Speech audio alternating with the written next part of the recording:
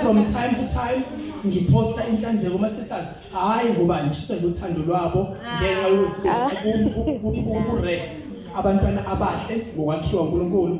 befundile abanye baqhama emakhaya well off kodwa bahlonipha uNkulunkulu ngokuzigcina benza izinto right emphathini bakhulisana abafuni so ngathi hayi yabo la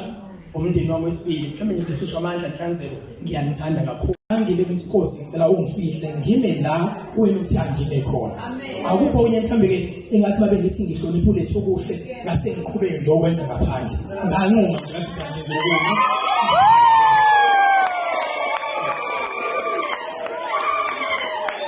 so ngalokho ngihlonipha uNkulunkulu ngihlonipha nendlela yena ayikhethile ngathi no it will be unfair for me ukuthi ngiqala Angithi bombombo kulesansi bombombo kulesansi bombombo kulesansi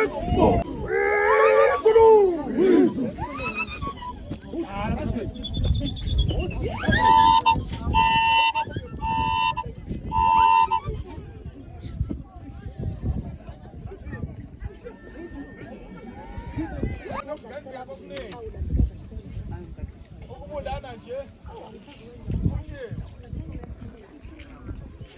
abakaNkomo bakhale nenkomo nje kaMthembu basebethi hayi hamba ntombazana yogana ngase nayivuma ke ngokuhlonipha phela amakhosana akho leni asivuma kanti kuyona mdlalo bela ukusa ke amakhoti njengokhona la phansi kwalomuzi